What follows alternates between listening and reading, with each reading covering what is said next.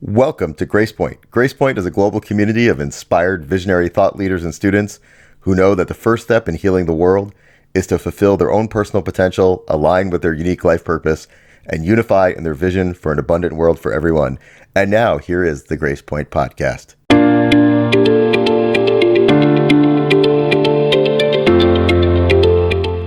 Hello and welcome to GracePoint Publishing Podcast. I'm Michelle Vandepass, and today I'm so thrilled.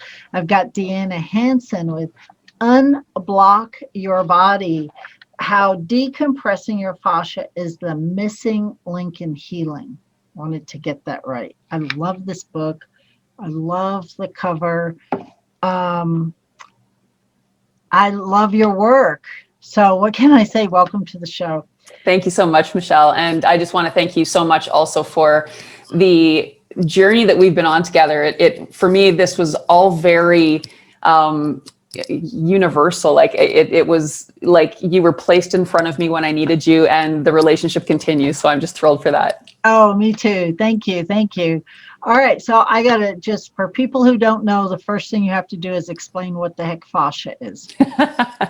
My pleasure. So fascia is the connective tissue connecting every single one of the cells in our body. And I have a very unique understanding of this tissue because for the last 25 years now, oh my gosh, plus 25 years, I've been working deeply in this tissue with my hands, starting on my own body and then transferring what I learned to patients. So it's really interesting because the way that I see it, it's almost as though fascia is the membrane of every single cell interconnecting every other cell. And it's the transmission of consciousness, of light, of everything that travels in and through the body.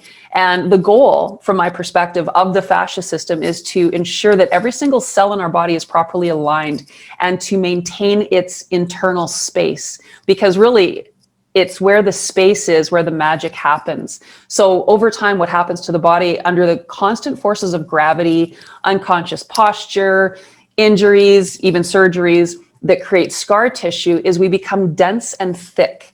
And this dense, thick tissue blocks blood and oxygen flow to cells and also blocks the removal of waste from cells. So ultimately, I see this as being the real issue with how we are aging, because pain, fear, and stress cause us to reactively hold the breath. And it is through the breath, through proper diaphragmatic breathing, that we keep our cells filled with oxygen and light and buoyant, almost like a balloon filled with air.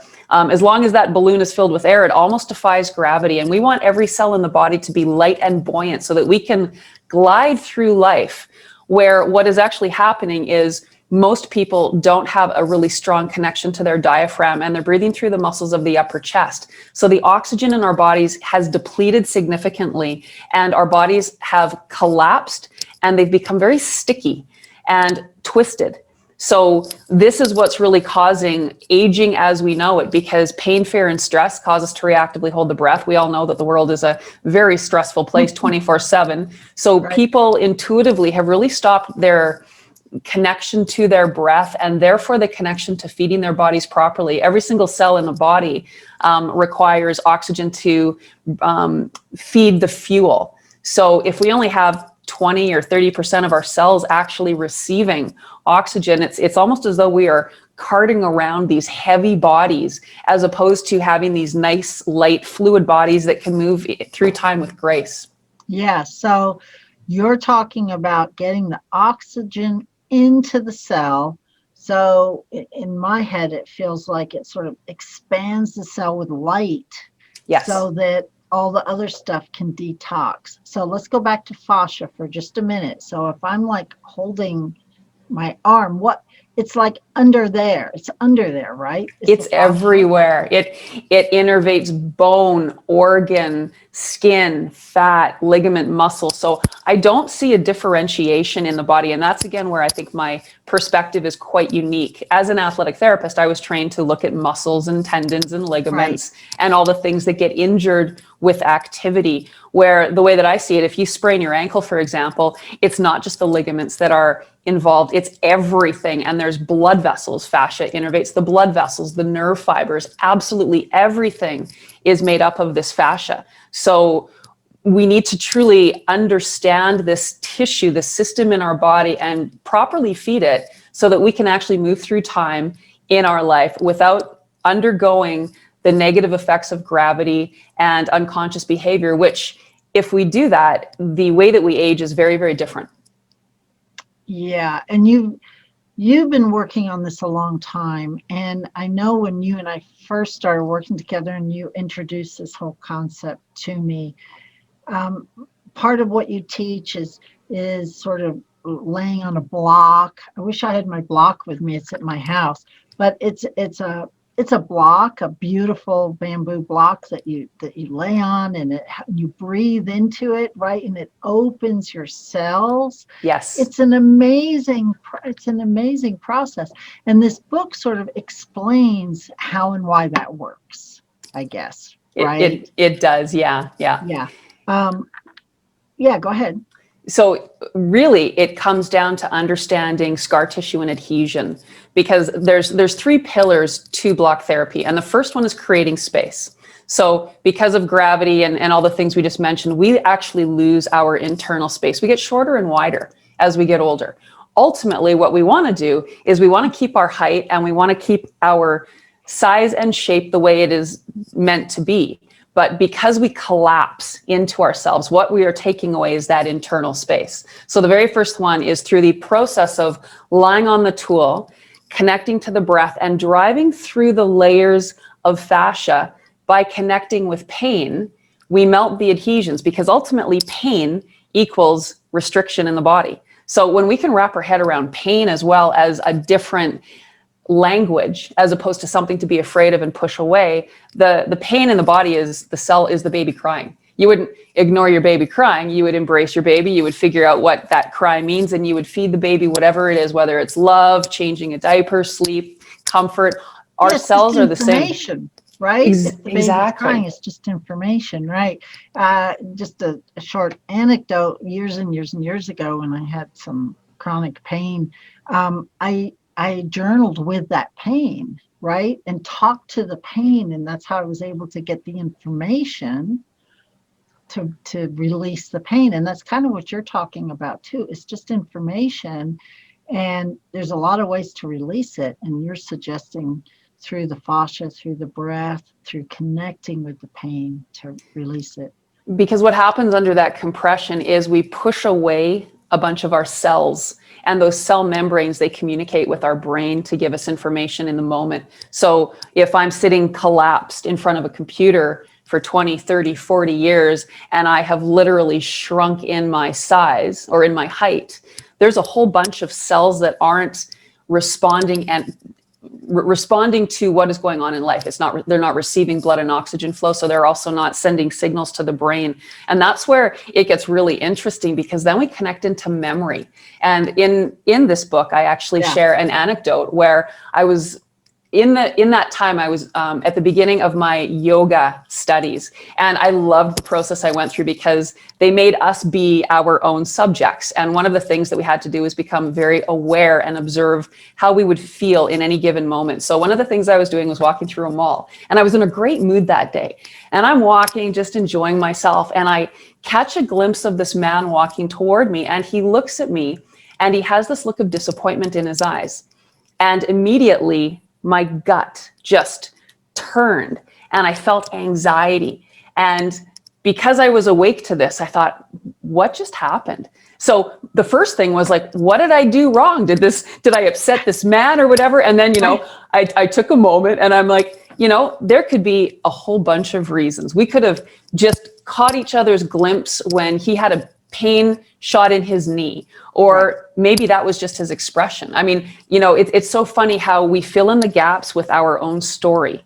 So when we actually have all of our cells communicating with us, it creates a very different opportunity to be present in the moment and to see each moment as a unique experience in and of itself. So through the process of block therapy, it really is all about releasing those adhesions that are blocking the cells from flow so that they can awaken and be part of our story and how we proceed forward into the future. Yeah. And so the takeaway, part of the takeaway on that is to kind of slow down and listen to yourself and not just take all this external stuff all the time, right? It's like, slow down, listen to what your own body's telling you. And that's part of that whole process of the second pillar is the inflating that space through that component of proper diaphragmatic breathing. And we really focus on the exhalation phase because we have absorbed so much. Our fascia is like a big sponge, and it's absorbing everything from the toxins to the negative emotions to your environment. Like whatever you're around becomes part of your makeup in that moment. So we want to clear that out so that we have clean space to bring in the oxygen, to connect to our creative gifts so that we can actually do what we're supposed to do here with this life, where most people are really flogged down with past memories, toxins. Again, like if let's say you're a hairdresser and you spent 10 years working in a salon with chemicals, your fascia has absorbed that. If you're in a toxic relationship, your fascia has absorbed that. Again, and then when you add in the injuries and the surgeries and all the other things, the unconscious postures, that just slows everything down. So basically, our fascia is this very cold, dry, brittle, sluggish system. When if it's working properly, it becomes this very light, fluid, warm system. We're really like a river. We want to be that free-flowing, fast, clean river where we're kind of like a meandering toxic river as we age. But we can change that, which is really exciting. We can undo that, and we can bring that flow, that heat, and that fluidity back into our body so that, again, we can move through time in a very graceful way with our bodies. Yeah. And you give, you know, on your website and the book, you've got testimony and examples and people who've been, you know, cured. I don't think we're allowed to say that word, but of disease, right? They have experiences that helps them feel better and feel more alive and healthy and, you know, in their body. And so I'm just wondering, if you're feeling like you're compressed, you've got bad posture, or you're just feeling sluggish, is there like, do you have to like go through this process an hour a day for the rest of your life? Can you, right? It's like, how do we add one more thing to our life? It's like telling me to breathe. Okay, I got to add another practice in my life. So talk to me about how we can add this and not have it be more stress, because I'm going to let you talk here, but I got to say that 5 minutes on my block is like an hour of exercise for me. It is so relaxing. And so I'm going to preface it by saying, I don't think you need a lot of time to make a little difference, but I want to hear your real answer to that. In fact, I always say to people, if you only have 5 minutes a day, lie on the tool and connect to that full diaphragmatic breath. And the reason is because when we breathe diaphragmatically, we feed the body up to 6 times the oxygen. So most people are breathing through the muscles of the upper chest because pain, fear, and stress cause us to reactively hold the breath. So we have been pulled away from this muscle that is actually designed to feed every single one of the cells in our body. So when we are lying on the tool, and for those out there, you can lie on a hardcover book, or if you've even have quite a bit of collapse and you have a rounded belly, simply lying on your belly on a floor and breathing into the floor. So it's a challenge for people initially because, like me, when I was younger, I was a dancer and I was always told, hold your stomach in. So when you hold your belly in, you're forced to breathe up here. Yet what we want to do is we want to have a dynamic belly so we can make our belly big on purpose and we can make it small on purpose. And then we're constantly working the abdomen, the abdominal muscles through the process of proper diaphragmatic breathing. So we can be doing exercise all day long by becoming conscious breathers. And in fact, that's how our body is designed to breathe.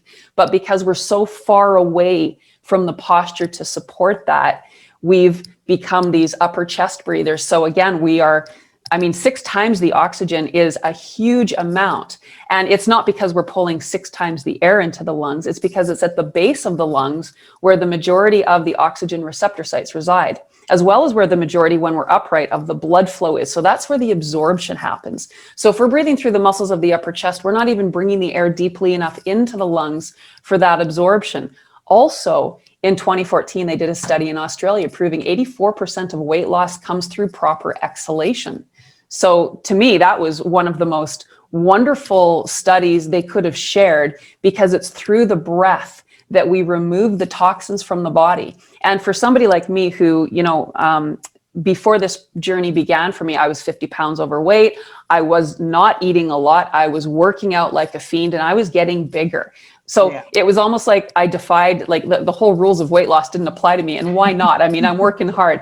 But then I started to really understand this through this process. And when this study happened years after this journey began for me, it really shared the science behind the reason, because every single exhalation is an opportunity to detoxify the body. But most people have such a small amount of an exhalation. If you even tell somebody new to breathing, take a full breath, they'll take a nice deep in breath, but they'll just kind of push out a little bit. And then we keep pulling in, but we don't release properly. So when we make that exhalation the focus, it's a game changer in how we oxygenate the body, but also it connects us to the parasympathetic nervous system, which is why people feel calm right away. So that in itself changes the tension inside the body. And when talking about weight loss, because again, that was my journey, I really see the issue as compression from collapse and the resultant ballooning.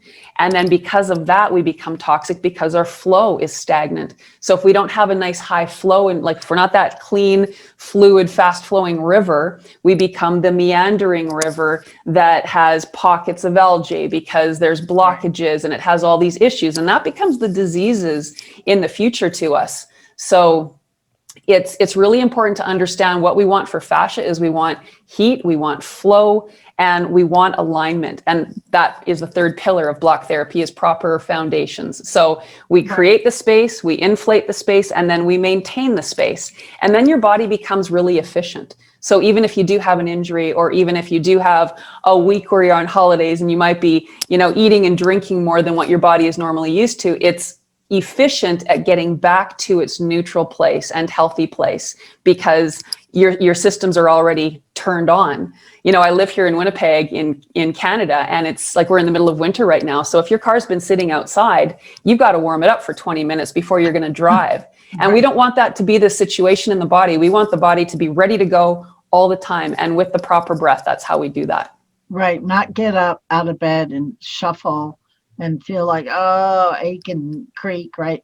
So I want to go back to the breath for a minute, because in yoga, often you're taught all different kinds of breathing, depending what kind of yoga you take. But one of the things is you breathe in for, say, 5 counts, and then breathe out for 5 counts. Are you talking about the same measure in and out? Actually, I often have people breathe in for 4 and out for 6. And then after that full exhalation, take a moment in that space of no breath before engaging the inhalation, because the diaphragm is a muscle. It moves up and down in the body. When we inhale, it moves down. When we exhale, it moves up. So it becomes this pump that will give the internal organs, the heart, the lungs, this continual massage if we're working it properly. And that's really the key. That's what's going to keep our internal area nice and heated. We want to be massaging these organs. For people that have stomach problems, the diaphragm sits right on top of the stomach organ. So first of all, most people don't chew properly. They swallow food somewhat whole. And most people aren't breathing, which that movement of the diaphragm gives the added energy for digestion. So we're swallowing whole food and we're frozen in the container that it's going into. And we wonder why we have issues with guts, with absorption, absorbing nutrients, with breaking down fats, all of these things. Because even for the liver, the gallbladder, one of the jobs of the liver is to clean the blood. But the fats are getting clogged in the liver. Fatty liver disease is on the rise big time. And it's because this organ has become cold. So butter at room temperature is a solid. You heat it up, it becomes liquid. We need to melt the fats inside the body. But at the end of the day, if we're not breathing from the right place, our organs are cold, so they're not able to do their job as they're designed to do. Yeah. That's such a good way of putting it. And I just like having a couple of things that people can take away from this while they're waiting for their book to arrive or before they get on Kindle to buy it or audio to listen to it. And one of the things that's really easy to do is that 4-6 breath count. Right. You can just start with that. So I appreciate that. What's next for you? You've written this book. You have a whole community of people online. You teach people how to lead classes in this and be therapists in this. Talk to me about your community and what's next for you and your community. My community is truly the life breath, I feel, of this practice, because for years, as I was developing this, I would have people asking for the research. And research isn't something that's really easy to just get, you don't just get research. So through my attempts that failed years ago, I decided I don't personally care about the research. I know what this does.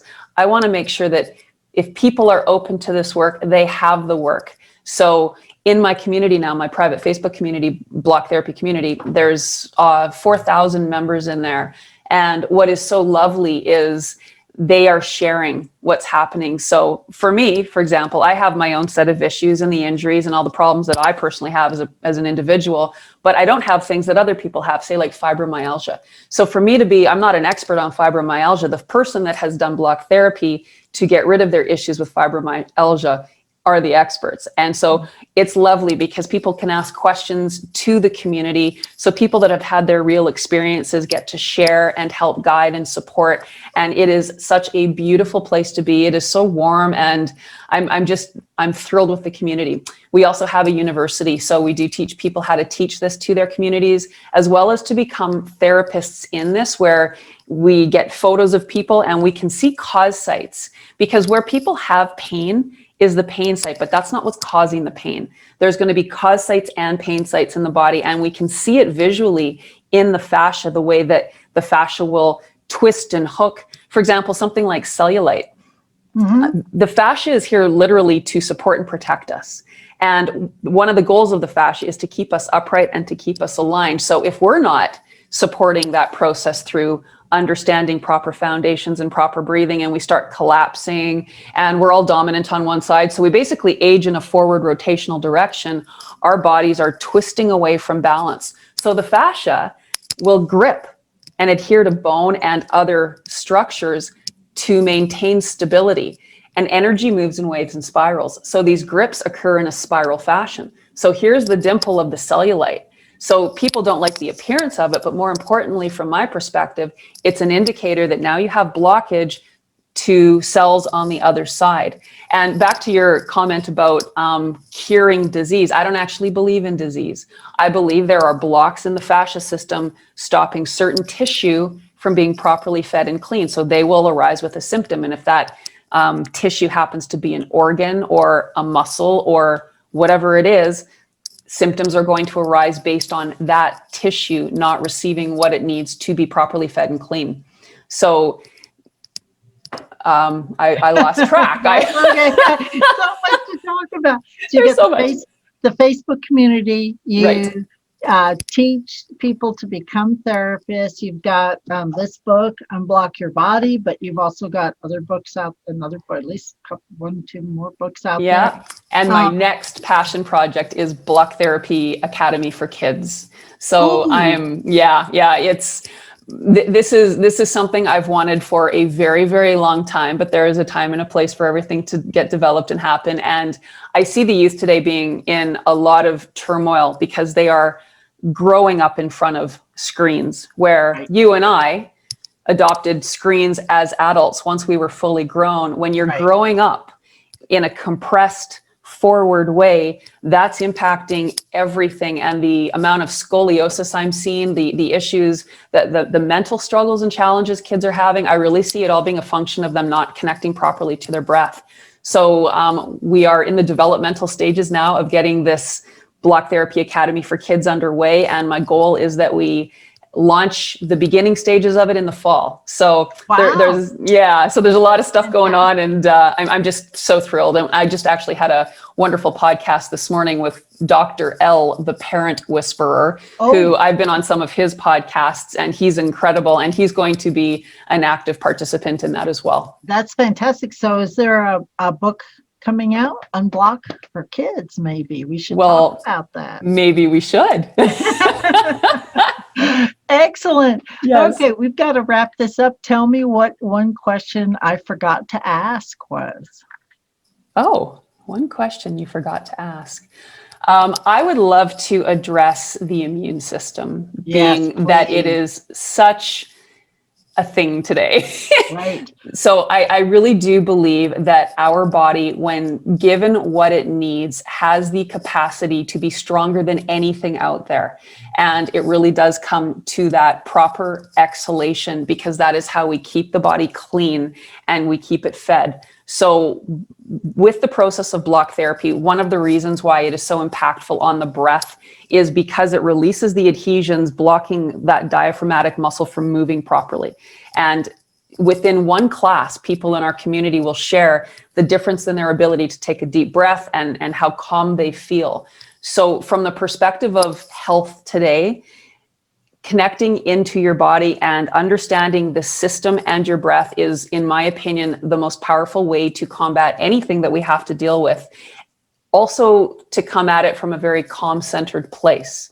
So no matter what, it's time for self-care. Like we really need to let the noise go. We need to start giving ourselves the time and attention that they require, and not through force, through persuasion. This can be done in a bed, and I do most of my blocking in bed, and it's lovely because you don't have to do anything. You just put it underneath you somewhere. I mean, we've got so many programs and things to follow, but It doesn't have to be that either to be effective. It really is about melting those adhesions, connecting to your breath, and being present. And it's beautiful and it's fast. And that's the great thing. And no matter if you're coming for the perspective of chronic pain, anti-aging, if you have a disease, if you want to improve your size and shape, all of it comes down to the fascia system. So just diving in a little bit and understanding this process is impactful on every level for every age. Wow, I love that. Thank you. Again, the book is Unblock Your Body, How Decompressing Your Fascia is the Missing Link in Healing. Deanna Hansen's my guest, and I want to get your website right. Would you share it? What is it? Blocktherapy.com. Blocktherapy.com. I'm so used to saying unblock, and blocktherapy.com. You can get the book anywhere books are sold. By the time this podcast is released, I hope the Audible book will be out, Kindle, available on Amazon, but every bookstore around the world. Thank you so much. Thank you so much, Michelle. Thank you for listening to Grace Point. We invite you to join our global community of inspired visionary thought leaders and students who know that the first step in healing the world is to fulfill their own personal potential, align with their unique life purpose, and unify in their vision for an abundant world for everyone. And remember to subscribe on iTunes to the show so that you can get further episodes. Thank you so much for listening. I will see you next time on the next episode of Grace Point.